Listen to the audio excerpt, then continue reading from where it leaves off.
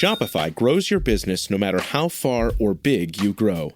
Shopify is the global commerce platform that helps you sell at every stage of your business. Whether you're selling your fans' next favorite shirt or an exclusive piece of podcast merch, Shopify helps you sell everywhere. Shopify powers 10% of all e-commerce in the U.S. Allbirds, Rothy's, Brooklinen, and millions of other entrepreneurs of every size across 175 countries. Plus, Shopify's award-winning help is there to support your success every step of the way. Because businesses that grow, grow with Shopify. Sign up for a $1 per month trial period at shopify.com/income, all lowercase. Go to shopify.com/income now to grow your business, no matter what stage you're in.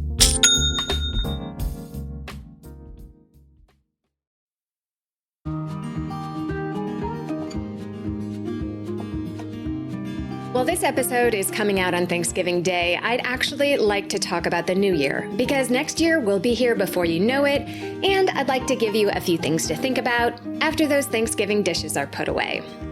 Do you get caught up in the whole New Year, New You fever? So many people see the flipping of the calendar as a way to make a fresh start and really go after their goals. Gyms are more crowded than ever, and sales of treadmills, Pelotons, and free weights are probably at their peak. Personally, I am not a New Year's resolution person. If I want to change something in my life, I just go ahead and change it, no matter what time of year.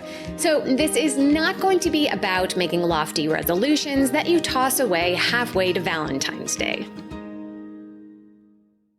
This is going to be about making a real plan, not a promise. A plan for your best year of running yet. And you want to know the best part? You don't have to do it alone. More on that in just a minute.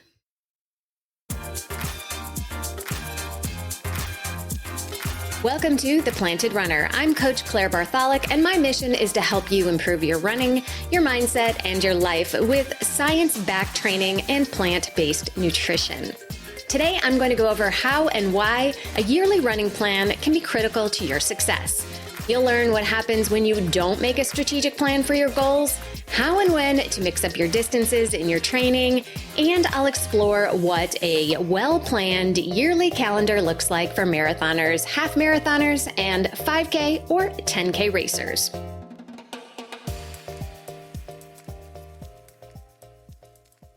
I get that most of you are on the run right now, and you're probably not sitting with your calendar trying to put everything I'm about to say into action. So I have a better idea. Let's do this together.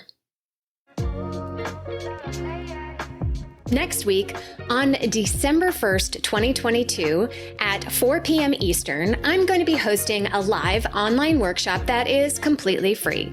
There will be a limit to the number of runners I can have live with me, but I will have the replay available so you can watch at your convenience if you miss it. I'm going to recommend that you listen to this episode first so you have an overall sense of the philosophy, and then the workshop will help you put it into practice for you. If you'd like to take part, head to theplantedrunner.com/year to RSVP to this free event with me. If you can't make it live, or if you're listening to this after December 1st, 2022, you can still get the free planning guide and catch the replay to make next year your best running year yet. So head to theplantedrunner.com/year to take part in this fun and helpful live event. So head to theplantedrunner.com/year to take part in this fun and helpful live event. I hope to do many more of these in the future, so be sure to let me know if this one was helpful and what you'd like to learn more about from me in the future.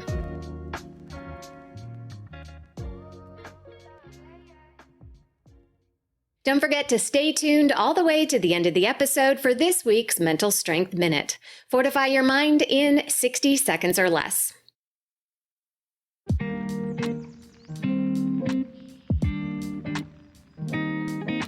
I would guess that the majority of recreational runners don't take time to plan out an entire year of running all at once.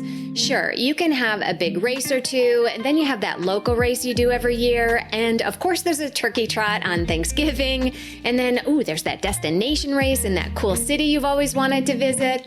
Who will watch the kids? Do you think the elites plan their year this way? Of course not. Their coaches meticulously plan out which race goes where and what kind of training goes there. They think about which distances build upon each other and which races to say no to. Now, I'm not saying you have to or even should plan as carefully as a professional runner, but we definitely can take a few tips from them. Most runners put a goal race on their schedule and count backwards. You've got 12 to 16 weeks of a marathon block or 6 to 12 weeks to get specific for the 5K. Then maybe you throw in some down weeks for recovery and then put something else on the schedule. That kind of planning can work out just fine, but a haphazard plan can also lead to haphazard results. That's because each training block builds upon the last one, and because if you're always doing the same things, you're going to get the same results.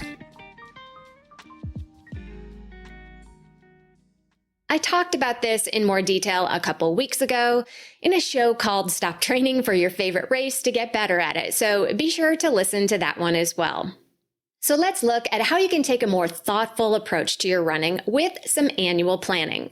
Of course, every runner is unique, so the year that you plan will likely look a lot different than mine or your running buddies. But there are some general principles that can keep you training optimally all year long. The first step is to mix up your race distances. Too often, runners find one race distance they like, so they race it over and over again. If you're a marathon runner and you race 3, 4, 5 marathons a year or more, that means you're neglecting other areas of your fitness. To illustrate this, let's look at how marathon training is different on your body than 5K training. When you're following a marathon training schedule, you are primarily focusing on 3 things. The biggest one is developing your aerobic threshold. Your aerobic threshold is defined as the fastest pace you can run while staying aerobic, using oxygen to burn fuel. Second, you're also working on increasing your muscular endurance, which is how long you can run without your legs falling apart. And finally, marathoners train to increase their fueling efficiency, which is how efficient you can be at burning fat instead of all your carbohydrates while running at marathon pace. In 5K training, your 3 main objectives look a little different. In the 5K, you'll train to increase your VO2 max, which is how much oxygen your body can utilize during exercise. Number 2 is improving your speed endurance, which is your ability to maintain a fast 5K pace for the entire race. And number 3, you are developing your running efficiency, which is the ability to recruit maximum muscle fibers with each stride without increasing your effort. This means if you love the marathon but skip out on training like a 5K runner for a while, you may never get the chance to improve your VO2 max and running efficiency. And that, over time, will handicap you in the marathon. Women's Running Stories, where we explore the intersection between running and life. Because every woman who is committed to a running journey has a story to tell, and this is where you'll find those stories. I am host and producer Cherie Louise Turner. I'm a 53-year-old runner, and together with original music by musician and runner Cormac O'Regan, we bring these inspirational stories to life.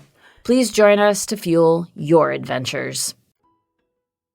Now, if everything I just said isn't convincing you, let's flip the scenario around. How well do you think dedicated 5K training will prepare you for the marathon? 5K specialists get really good at redlining it for 3.1 miles, but that's not going to translate to hours on your feet without a major shift in training for longer endurance. But imagine how great it would be to use that speed from the 5K in the marathon. Now, I'm not saying everyone can stretch out their 5K pace for 42K, but you certainly can get closer.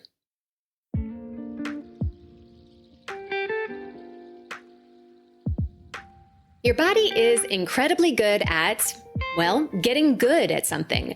Once you teach the body that it can run a mile without dying, it will do whatever it can to make running a mile easier, to conserve energy.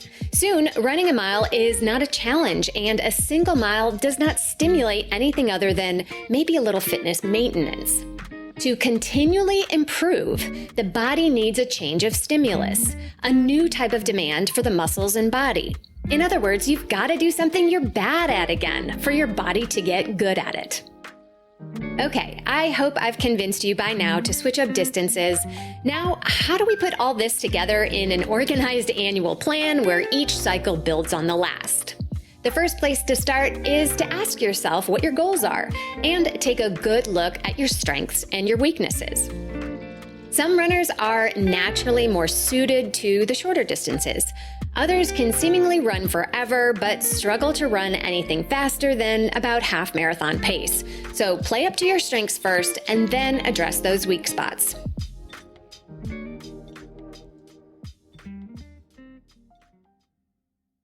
I'll go over example year-long plans for marathoners, half marathoners, and 5K runners in just a minute.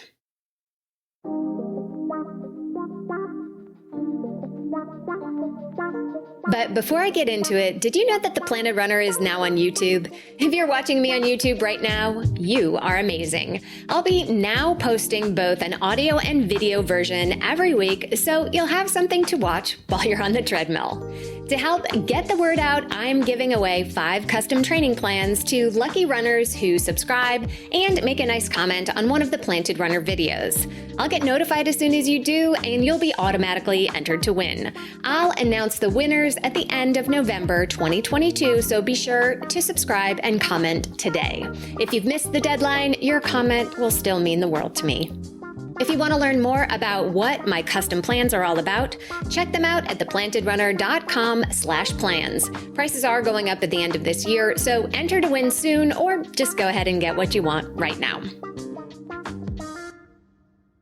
This show is supported 100% by runners like you that listen, download, rate, review, and purchase plans or coaching from me. Wherever you are on that list, thank you. So what exactly does a year-long plan of running look like? Let's start first with the marathoners.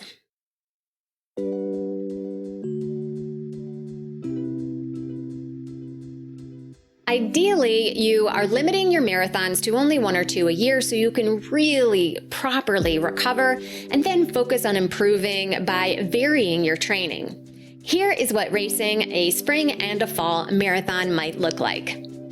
In January, you can try a short 4 to 5 week speed phase. Race a few 5Ks and do shorter, speed-oriented workouts while slowly building your mileage. February through April is your marathon training and your spring race. In May and in June, focus on recovery and building back into a good general level of fitness. Include strength work, strides, and hill sprints to stay healthy and to touch on your speed. Then in July, head back into a speed phase. Race some 5Ks or 10Ks and really bump up that VO2 max. August through October or November is training for your fall marathon. And finally, November and December are for recovery and perhaps focusing on speed and strength. From here, you can plan another spring marathon, or you can opt to wait until fall so you can really focus on speed with a longer, concentrated effort. Now let's talk about the half marathoners. Half marathons are much easier to train for and recover from than full marathons, but many of the concepts from the marathon cycle will still apply. While you can successfully race them more often, you still need to include training segments that focus on the opposite end of the spectrum, aerobic development and speed. Here's what a yearly half marathon cycle might look like.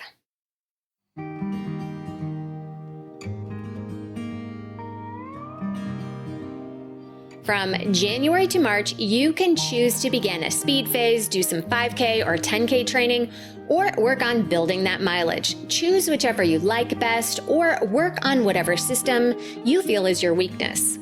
Then from March to June, you'll be in half marathon training and racing season. From June to September, shift into recovery mode and then begin either base training or a speed phase, whichever one you didn't do in the winter. From August to November, you're back into half marathon buildup and specific training. If you're an experienced runner, you can run a half marathon every 2 to 3 weeks, depending on how well you recover. And in December, you're back into recovery and a buildup period for the next year.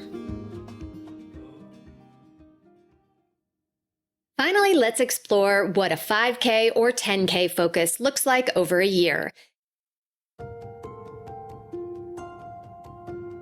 If you love these shorter, speedier races, it's important that you set aside a training segment or two each year to help safely build your mileage without the stress of scorching speed workouts or races.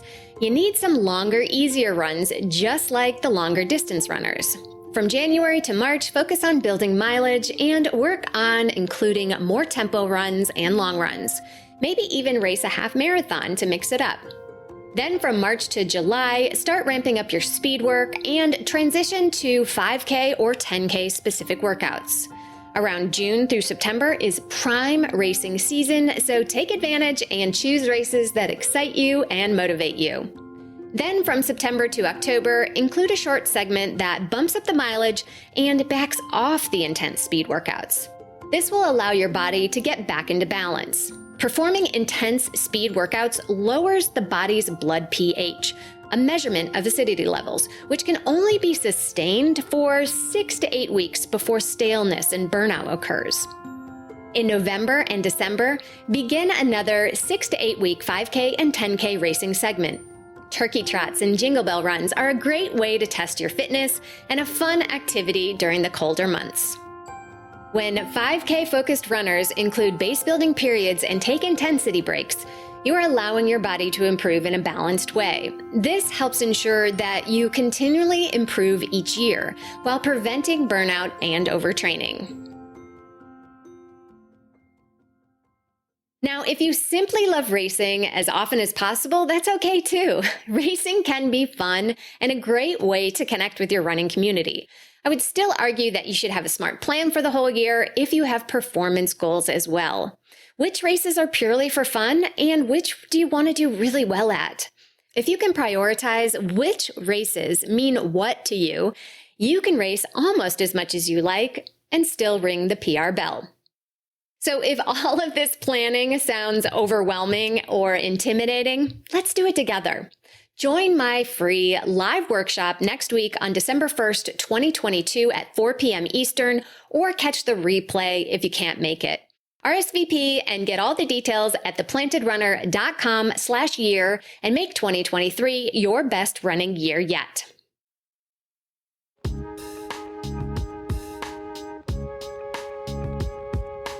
And now it's time for this week's Mental Strength Minute.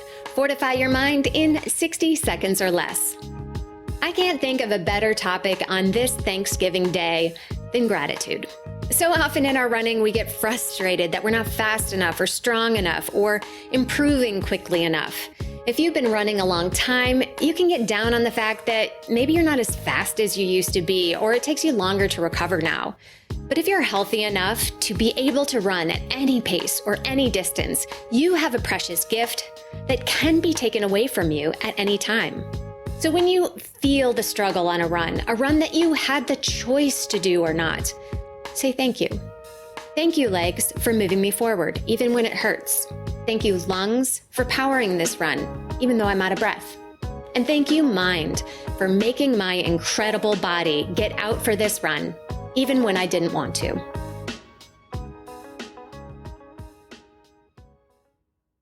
Thank you can be a powerful mantra whenever a run gets hard.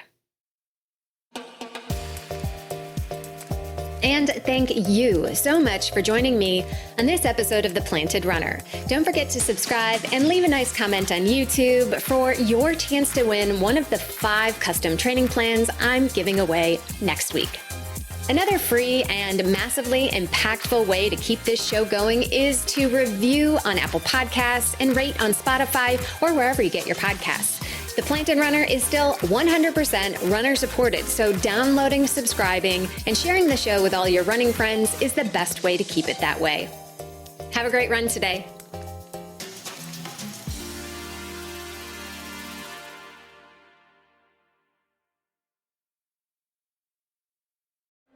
Sports stars.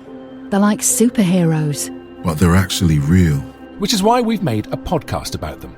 You see, They've all got a story. but too many of these stories were cut short. Kobe Bryant, Payne Stewart, Flojo, Phil Hughes. Justin Fashanu, We're writing episodes about all of them. and sadly many more. Death of a Sports Star, a new series from Crowd Network.